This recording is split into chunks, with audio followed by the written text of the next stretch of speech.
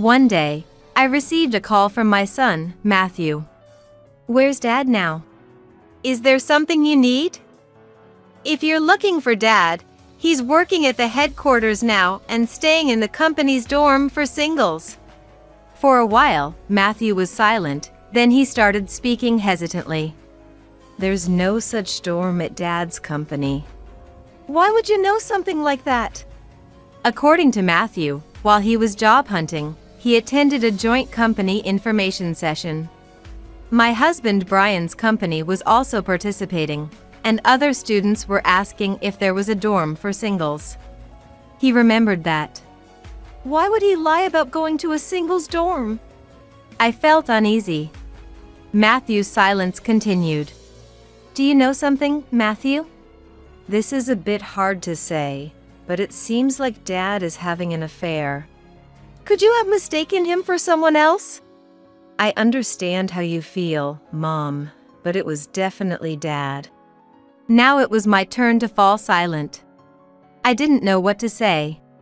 My hand trembled as I held the receiver. "I'm Jessica, 43, a housewife. I live with my husband, Brian, 45. Our son, Matthew, 23, left home when he entered university. We get along well with my in-laws, who occasionally visit our home. I've heard from friends that having the mother-in-law over is usually unwelcome. But I don't mind it, having chats with them is a nice distraction. My father-in-law, Joseph, 68, and my mother-in-law, Stephanie, 67, get along well and often go out together. They never skip their daily walk for health. Today, my in-laws stopped by after their walk to bring some donuts from a nearby shop. I love those donuts, so I can't help but smile. I made coffee for my in-laws, and we enjoyed the donuts together. Eating something delicious makes everyone smile. Matthew called the other day.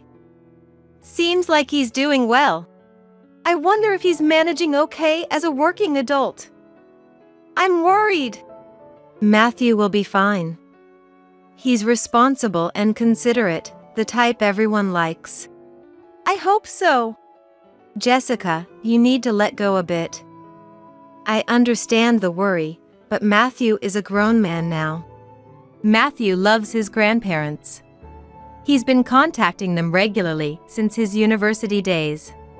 I always wonder why he calls at exactly 8:50 in the evening. I wondered why. Noticing my curiosity, Joseph began to explain. Most people watch dramas after 9 p.m., so he calls during the commercial breaks. Calling after 9 p.m. would interrupt the drama, which would be inconvenient. That made sense to me. Such thoughtfulness made me think he would do well in his career too. That night, I mentioned to Brian that his parents had visited. But his reaction was tepid. I couldn't help but wonder if his teenage rebellion phase was still ongoing. Brian and his parents don't seem very close. So, the conversation ended with that one word, failing to continue. My in-laws are friendly and gentle. It's hard to believe Brian is their son. While we were dating, he was always smiling and gentlemanly, always walking on the side closer to the road. But after we got married, Brian changed completely. His tone became arrogant, acting as if he was supporting me by himself. I wonder if the fault lies with Brian for deceiving me, or with myself for not seeing through him. Now, it feels like our child is the only thing keeping us together. But Brian seemed unusually cheerful today. I've been transferred to work at the headquarters this time. Finally, my luck is turning around. That's great to hear. I was pleased, for a different reason. I hoped an increase in salary would mean he could contribute more to our living expenses. Brian only gives me the money for living expenses, managing the finances himself. I don't even know how much he earns. Up until now, we've just managed to cover our living costs, but it's been a life without any extras. I hoped this would allow us to live a little more comfortably. However, His next words shattered that hope. I've decided to stay in the company's dorm for singles for the time being. It's too far to commute from here, and renting a room would cost too much. I had no objections to Brian's working away from home. In fact, I was all for it. You'll be on your own, so I'll be reducing the money a bit. My living expenses are involved too, so this amount should be fine, right? The amount he mentioned was less than half of what it is now. With this, even one person couldn't live properly. If you're short on money, you should just get a part-time or whatever you like to do. I was so astonished that he left me speechless. You don't have to force yourself to come see me. The fare's a waste, and the dorm is off limits to women anyway.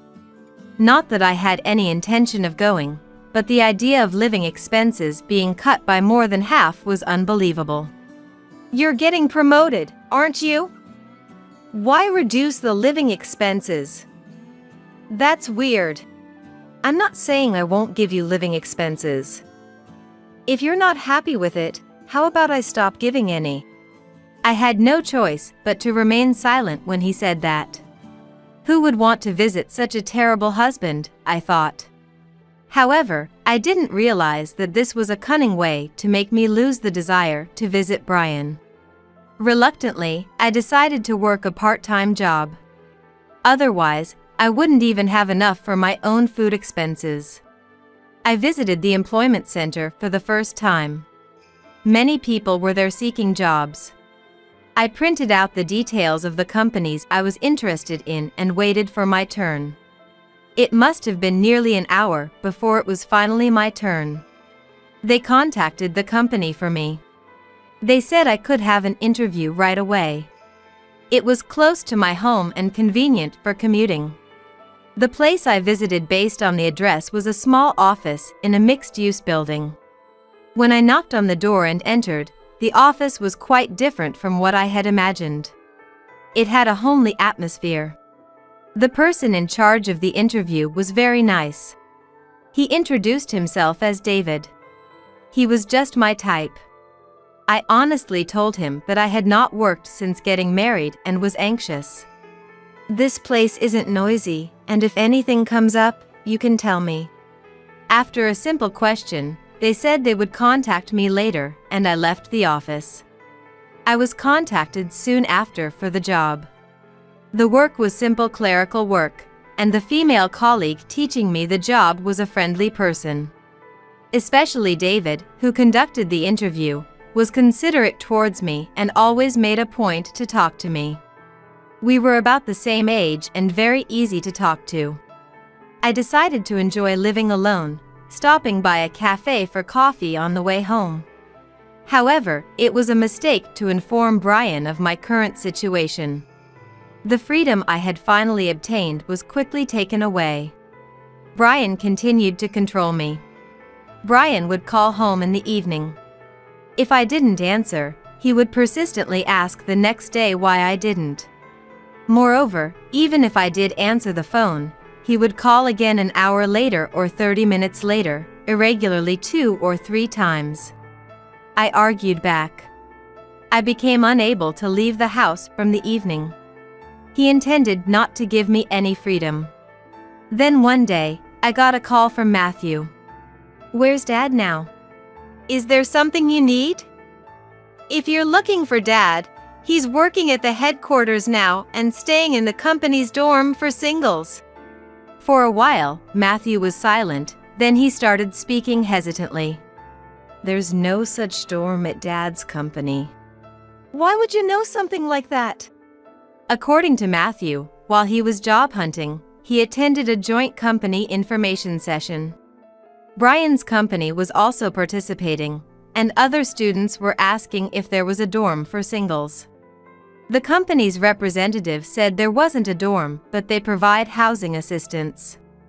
Why would he lie about going to a singles dorm? I felt uneasy. Matthew's silence continued. Do you know something, Matthew? This is a bit hard to say, but it seems like Dad is having an affair. Just when I thought he was about to start talking, he began to reveal something unbelievable. Today, he was making sales calls with a colleague. "We're going to this company next." The company his colleague pointed out was the one Brian worked for. He might run into Brian. He wondered what kind of face he should make if that happened. Brian and Matthew don't get along. They have been on bad terms since Matthew's rebellious teenage years. Today's visit was just to greet the sales manager in charge. The meeting ended quickly. It was past 5 p.m. His colleague said they were heading straight home and that he could go home too. Even though Matthew had a strained relationship with his father, he thought he should greet him as a business courtesy, if possible. Not sure if he would see him, Matthew waited outside the company for a while to see if Brian would come out. He saw someone who looked like Brian and was about to call out to him. However, a young woman came running after Brian. Brian, with a smile he never showed at home, started walking with the woman. Matthew thought something was suspicious and hid himself. The woman appeared to be about Matthew's age. She was beautiful and seemed to have a great figure. Brian, unaware of Matthew's presence, leaned in close to the woman and headed into the night. They entered a fancy restaurant and, after about an hour, went into a chic bar. Matthew followed them, feeling like a detective, but had to make sure he wasn't found. Moreover, it was tough because he had to stay in the area for a long time without looking out of place. And then came the problem. Unfortunately, the two disappeared into a motel. I was shaken when I heard Matthew's story. "Could you have mistaken him for someone else?" "Mom, I understand how you feel, but it was definitely Dad." Now it was my turn to fall silent. I didn't know what to say. My hand trembled as I held the receiver. Brian was having an affair. And with a woman about the same age as our son. My mind went blank. "Mom, are you okay? I'll take care of this, so just pretend you don't know for a while." "Do you have a plan?" "Yeah, I won't let Dad get away with this." "Making you sad, I won't forgive him." I was grateful for Matthew's strong words. He was all I could rely on now. Almost a month had passed since then. There had been no contact from Matthew, and I was getting anxious. The regular calls from Brian kept coming. I wanted to confront him about the affair, but I followed Matthew's advice and said nothing. The thought of him going to a motel with a young woman, about the same age as Matthew, made me dizzy with anger. And the two of them would mock me in my dreams. "We have no use for an old woman anymore. Go away. Don't show up in front of us. I don't want to see your dreary face anymore." How many times did I have that same dream? Each time, I woke up tormented. I even started falling asleep at work. "Jessica, you look pale. Are you not feeling well?" "I haven't been able to sleep well recently." "Sounds like insomnia. Do you have something on your mind?" I couldn't tell the truth, so I gave a vague response. Amid these restless days, I received a happy message from Matthew. He wanted to throw a party with his first paycheck to buy presents for everyone. He wanted to give out the presents at my in-laws' house over the weekend. "You don't have to go through the trouble. But still, I'm happy." It felt real that Matthew had become a working adult. "I can't give anything fancy, but look forward to it." He didn't bring up Brian's affair. Not wanting to spoil the celebration, I didn't either. And so the weekend came and I went to my in-laws' house early to help prepare the party food. It feels like just yesterday he was wearing a backpack, and now he's a working adult. Time flies, doesn't it? We age in the blink of an eye too. I feel like it was just yesterday that Matthew was born. What my in-laws said felt very real to me. Brian was supposed to come today too. How many months has it been since we last met? Should I confront him about the affair? I was troubled by the thought. I laid out the dishes Stephanie and I had prepared on the table. When the doorbell rang, it was Matthew. "You're early. Joseph and Stephanie have been looking forward to seeing you." Seeing Matthew after a long time, he seemed a bit more grown up. Going into society must have matured him. "You must be tired. Come in and relax." The in-laws were delighted that Matthew had come. Joseph even came to the entrance to greet him. "Good to see everyone's well. Thanks for preparing all this today." Matthew was surrounded by us and led into the living room. While I was preparing drinks for everyone, Matthew was bombarded with questions. "Have you gotten used to your job? Are you being bullied? "Are you eating properly?" The in-laws had a mountain of questions, one after the other. Matthew answered all the questions without showing any sign of displeasure. "Everyone's taking good care of me, and little by little, I'm being entrusted with more work. Plus, I'm getting along with everyone. We get proper meals in the dormitory morning and evening, so there's no need to worry." Knowing that Matthew was fitting in at the company seemed to reassure the in-laws. "Still, Brian is late. The food will get cold." While we were talking about it, the doorbell rang. It was Brian, as expected. "Sorry for being late. Work just wouldn't end." And so the dinner started. We prepared dishes with Matthew's favorites as the main. Matthew kept saying how delicious everything was. In contrast, Brian was eating with a sullen face. After the meal, we moved to the living room. It was finally time for Matthew to give out his presents. First, for Grandma and Grandpa, this.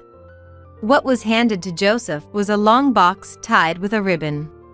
"I wonder what it is. Let me open it." "Please do. It's something Grandpa has been wanting." It was a fountain pen from a famous overseas brand. Joseph often had occasions to write, and I had heard that he longed for this fountain pen. It was impressive that Matthew remembered such a conversation. Stephanie was given a hat. It suited her very well. A must-have for fashion. Wear it a lot. The in-laws had tears in their eyes. "We'll use it with care. It will be a treasure." "Just don't keep it tucked away in a drawer because it's too precious. It's meaningless if you don't use it." "We know. We will use it properly." For Mom, this. It was a tasteful brooch. "Let's go shopping together next time.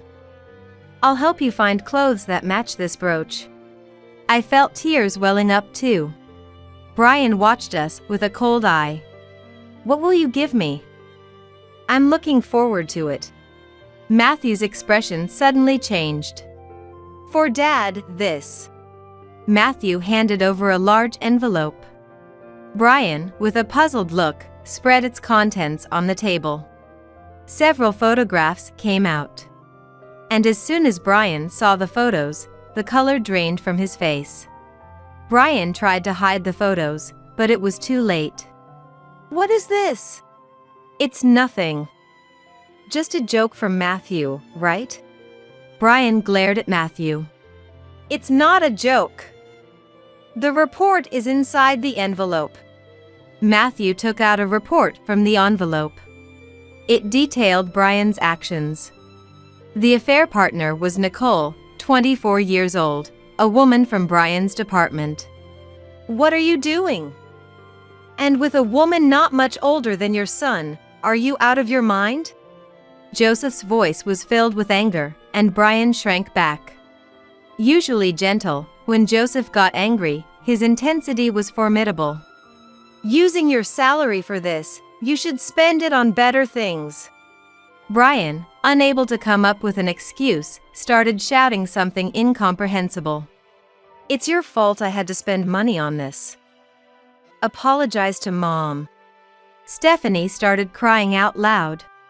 "It's my fault for raising such a son. Jessica, forgive me." Stephanie apologized deeply in front of me. It's not your fault, Stephanie. Please, don't apologize. I couldn't let Stephanie apologize like this. I told her, I also have my faults. It's not your fault at all. Brian, explain yourself. Brian, as if resigned, began to talk about the affair.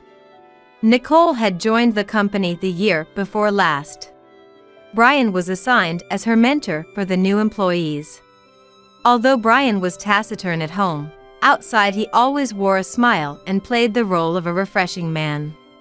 It seemed only a matter of time before Nicole was drawn to such a Brian. She apparently found young men unsatisfying. Her attraction to a somewhat bad older man was also due to her family background.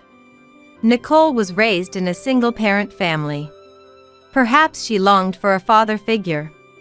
Or maybe she was just waiting for Brian's invitation. They soon became involved. It turns out the transfer to the headquarters was true. They rented an apartment and started living together. So, the reason my living expenses were cut was to fund the apartment. He was worried I might cheat too, because he was having an affair himself. That's why those persistent evening calls happened. Despite his own infidelity, he couldn't bear the thought of me cheating. Such a selfish way of thinking. Not that I had any intention of cheating, though. I'm cutting ties with you. I'll get Jessica a top-notch lawyer and make you pay the maximum compensation. Get out of this house right now. Brian fled the house as if running from Joseph's wrath. The in-laws kept apologizing. Jessica, you don't have to worry about anything. We'll take care of everything. We'll even provide financial support. You don't have to go that far. I have Matthew. That's not necessary, Grandpa. No, let me do this. I won't be satisfied otherwise. Trust us, Jessica. In reality, I couldn't even afford to consult a lawyer, so I had no choice but to rely on their offer. The proceedings went smoothly. Brian seemed to be deeply in love with Nicole. He was willing to lose everything as long as he had Nicole. The divorce settlement recognized economic abuse, adding alimony to the compensation. Unpaid living expenses and other funds were also included, amounting to a significant sum. After paying the compensation, Brian was left with almost nothing. I acquired the house as part of the divorce property distribution, under the condition that I continue paying the mortgage, which the in-laws paid as an apology. Brian and Nicole's affair became well known at the company. Nicole, mentally distressed, quit her job and returned to her parents' home. She had dreams and had been saving money. But now, far from realizing them, she was severely in shock. It felt as though her dreams had been devoured. While I'm not responsible for Nicole's breakdown, it still pains me.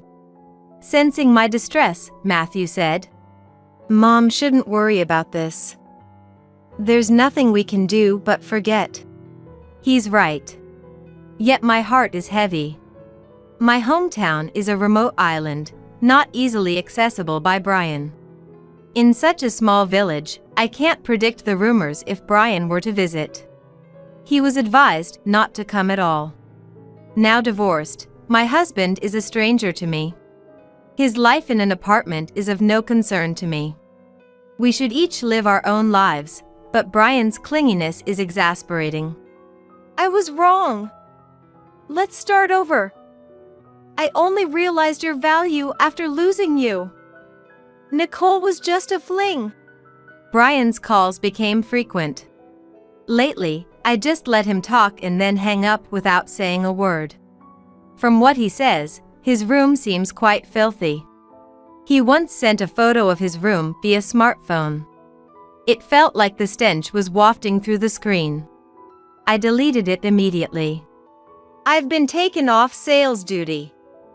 I keep messing up, and they say my clothes smell. It's all your fault. To think I was married to such a man disgusts me. How will you take responsibility? My affair is out, and I, who was once top in sales, am now relegated to compiling company history. It's as if they want me to quit. Can't he see that it's all his fault? How much does he need to blame others before he's satisfied? Has Brian lost all reason? One day, Brian called again. I'm coming over tonight. Be ready. The call was abruptly ended. I was terrified. What should I do? What could Brian possibly do? Hesitantly, I called Matthew. I'm on a business trip right now. I'll figure something out, but make sure you lock the door and don't go outside. How he intended to handle this while on a business trip was beyond me. Regardless, I locked all the doors and secured the chain on the front door. Night fell. Too scared to turn on any lights. As I was trembling in fear, the video doorbell suddenly rang. The shock made me jump. There was a violent knocking at the front door. I know you're in there. Open up. At Brian's yelling, I crouched down, trembling. Then, from outside, I could hear someone arguing. Then, silence returned. The video doorbell rang. Joseph appeared on the monitor. I hurried to the front door and opened it. You can relax now. I've chased Brian away. Overwhelmed with relief, I broke down crying right there. Stephanie entered following the flustered Joseph. Don't worry anymore. I won't let him near you ever again. I invited my in-laws inside. While serving them coffee, I expressed my gratitude. You shouldn't be the one to lower your head. We are to blame for raising such a son. It was thanks to Matthew contacting them that my in-laws had come. They had hidden in the shadows waiting for Brian to appear. Tomorrow, I'll talk to Brian. A captain I know is looking for crew. It's deep sea fishing, and once on the ship, you can't return to States for a year. He needs to straighten out his character. Actually, we've covered all the compensation. He will listen to us. Even such a foolish son is dear to us. Laugh at us, thinking we're foolish parents. Any parent would find their child dear. Jessica, you must have been worried about Nicole, the affair partner. We've returned her money. She was doing well. We've caused you inconvenience.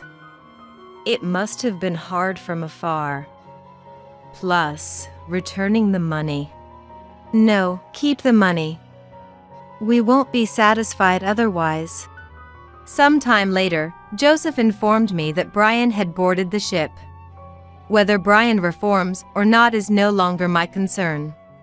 Now, I'm just happy that Matthew could participate in a big project at work. I hope he achieves great results there. My relationship with my in-laws is still strong, and they visit from time to time. Jessica, you're still young. Life is ahead of you. It's too early to grow old. I've started seeing someone. It's David from work. After Brian's infidelity, I just thought he was a good person. Talking to David every day at work, I realized I was becoming calmer, but it took me a while to understand that these feelings were more than that. It was an emotion I hadn't felt in years. Now, having divorced, I was able to face those feelings honestly and asked him out. Then David also confessed that he had fallen for me at first sight during the interview. Like the seasons come and go, spring has come again for me.